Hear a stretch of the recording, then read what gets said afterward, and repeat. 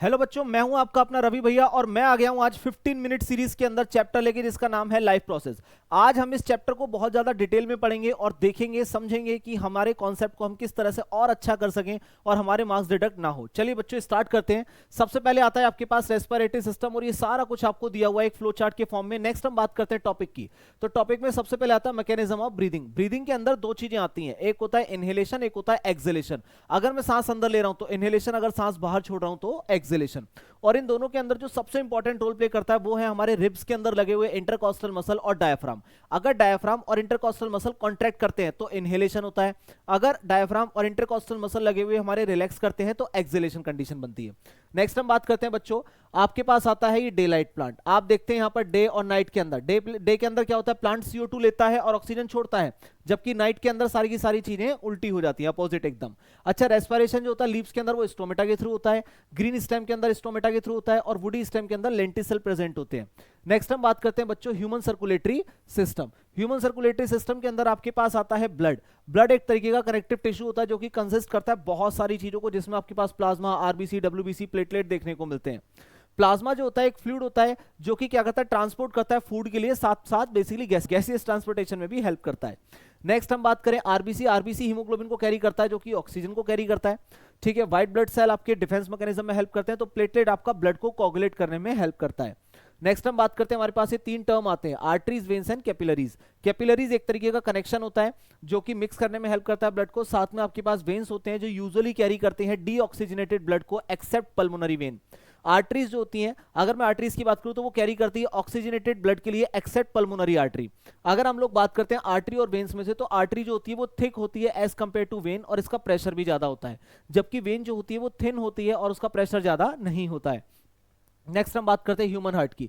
Human heart basically pump करता है blood के लिए, 5 लीटर ब्लड को पंप करता है। आप जानते हैं इसका जो साइज होता है बेसिकली वो क्लोज फिस्ट, यानी कि आप अपने हाथ को ऐसे बंद कर लेंगे तो जितना आपका साइज निकल कर आएगा हाथ का, उतना ही बच्चों हार्ट का आपको साइज देखने को मिलेगा। 4 चैम्बर्ड होते हैं इसमें और 2 वेल्व होते हैं, एक होता है ट्राइकस्पिड और एक होता है बाइकस्पिड वेल्व। तो वहीं ट्राइकस्पिड वेल्व प्रेजेंट होता है बच्चों राइट एट्रियम और राइट वेंट्रिकल के बीच में, तो बाइकस्पिड वेल्व आपका प्रेजेंट होता है एट्रियम और लेफ्ट वेंट्रिकल के बीच में। नेक्स्ट हम बात करते हैं ब्लड सर्कुलेशन। मैं आपको ऐसे ही बता देता हूं, सबसे पहले क्या होता है, लंग्स जो होते हैं ना वो ब्लड को फिल्टर करते हुए लाते हैं, यानी ऑक्सीजनेटेड ब्लड के लिए पल्मोनरी वेन के थ्रू लाकर डालते हैं बच्चों, वो कहां पर, लेफ्ट एट्रियम के अंदर। लेफ्ट एट्रियम से ब्लड जाता है सीधा लेफ्ट वेंट्रिकल, लेफ्ट वेंट्रिकल से पूरी बॉडी के अंदर जाएगा by the help of aorta और वो पहुंचेगा टिश्यूज में। टिश्यूज वहां से ऑक्सीजन लेने के बाद उसे CO2 दे देंगे। अब deoxygenated blood by the help of Veena कावा पहुंचता है सीधा जाकर के आपका राइट एट्रियम में। राइट एट्रियम में जाने के बाद राइट वेंट्रिकल और राइट वेंट्रिकल से पल्मोनरी आर्टरी के थ्रू वापस से लंग्स में जाता है और लंग्स में जाने के बाद क्या करता है, वापस से फिल्टर आउट होकर सेम साइकिल को रिप्रेजेंट करता है। अगर हम बात करें यहां पर जो भी मैंने आपको बताया वो चीजें यहां पर क्लैरिफाई हैं। अब आपने देखा कि दो तरीके का सर्कुलेशन चल रहा है, एक तो था सिस्टमिक सर्कुलेशन और एक था पल्मोनरी सर्कुलेशन, यानी कि एक चल रहा था ऑक्सीजनेटेड ब्लड के लिए और एक डीऑक्सीजनेटेड ब्लड के लिए, सेपरेट दो चैम्बर के अंदर। इसी चीज के लिए आप लोग क्या बोलते हैं, डबल सर्कुलेशन। नेक्स्ट हम बात करें अगर, तो हमारे पास आता है सिंगल सर्कुलेशन। कुछ हमारे पास ऐसे ऑर्गेनिजम्स हैं जिनके पास 2 चैम्बर्ड हार्ट है, जैसे हम बात करें फिशेज, तो वहां पर क्या होता है, सिंगल सर्कुलेशन होता है, डबल सर्कुलेशन पॉसिबल नहीं है। लिम्फेटिक सिस्टम जो होता है बच्चों वो क्या है, ये कंटेन करता है लिम्फ के लिए, जो कि एक अलग टाइप का फ्लूइड है जो कि ट्रांसपोर्टेशन ऑफ गैसेज में भी हेल्प करता है और साथ ही साथ आपके डिफेंस मैकेनिज्म में भी बहुत तगड़ा रोल प्ले करता है। नेक्स्ट हम बात करते हैं बच्चों, जो भी आपने अब तक पढ़ा ह्यूमन हार्ट के बारे में वो सारे के सारे आपको यहाँ डायग्रामेटिक रिप्रेजेंटेशन में देखने को मिल जाएगा। अब हम चलते हैं आगे की तरफ और ये है ट्रांसपोर्ट इन प्लांट। अब प्लांट के पास ना दो चीजें चाहिए उसे, एक तो चाहिए उसे फूड जो वो खुद बनाता है, दूसरा चाहिए वाटर जो आप लोग पानी उसे देते हैं, प्रोवाइड करते हैं जड़ों में।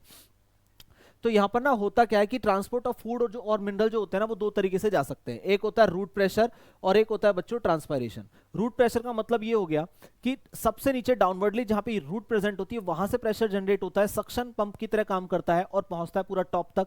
जबकि ट्रांसपायरेशन का मतलब होता है जैसे ही स्टोमेटा ओपन होंगे तो वहां से ना वाटर वेपर ऐसे वेपर की फॉर्म में बाहर निकल जाएगा, उसे बोलते हैं ट्रांसपायरेशन।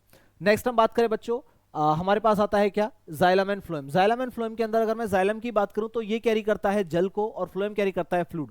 तो ऐसे याद रखना है दैट जाइलम जल, फ्लोएम फूड। नेक्स्ट अगर हम बात करें तो हमारे पास ये डिफरेंस देखने को मिलेगा आपको। और अगर हम बात करें यहाँ पर एक्सक्रीशन की, तो एक्सक्रीशन का मतलब होता है बच्चों वेस्ट मटेरियल को बाहर निकालना। ह्यूमन बीइंग जो होता है वो यूरिया को एक्सपेल्ड आउट करता है, इसलिए हम लोग यूरियोटेलिक हैं। लेकिन कुछ ऑर्गेनिज्म ऐसे हैं जो यूरिक एसिड को बाहर निकालते हैं, उन्हें बोलते हैं यूरिकोटेलिक। जबकि कुछ अमोनिया को बाहर एक्सपेल्ड आउट करते हैं, उन्हें बोलते हैं अमोनोटेलिक। तो आप देख सकते हैं ह्यूमन एक्सक्रीटरी सिस्टम के अंदर सबसे पहले आपको देखने को मिलेगा किडनी, यूरेटर, यूरिनरी ब्लैडर और यूरेथ्रा। किडनी क्या होती है हमारे पास, बीन शेप्ड होगी, पेयर में प्रेजेंट होगी और ब्लड को फिल्टर करने में हेल्प करती है। नेक्स्ट आपके पास आता है यूरेटर, एक लॉन्ग ट्यूब लाइक स्ट्रक्चर है जो कि आगे की तरफ को ब्लड को या फिर फ्लूइड को लेकर के जाता है। यूरिनरी ब्लैडर स्टोर करेगा और यूरेथ्रा उसे एक्सपेल्ड आउट कर देगा। ये सारा का सारा आपका यूरिनरी सिस्टम का आ गया। और याद रखना यहां से आपको 3 मार्कर क्वेश्चन देखने को 100% मिलेगा। नेक्स्ट हम बात करते हैं बच्चों नेफ्रॉन का डायग्राम भी बहुत ज्यादा इंपॉर्टेंट है। स्टार्ट होता है वोमन्स कैप्सूल से और साथ में आगे बढ़ते हैं तो पीसीटी, उसके बाद लूप ऑफ हेनले, उसके बाद डीसीटी और लास्ट में कलेक्टिंग टिब्यूल। आपको सबका फंक्शन पता होना चाहिए। साथ में वासा रेक्टा भी बहुत इंपॉर्टेंट रोल प्ले करता है।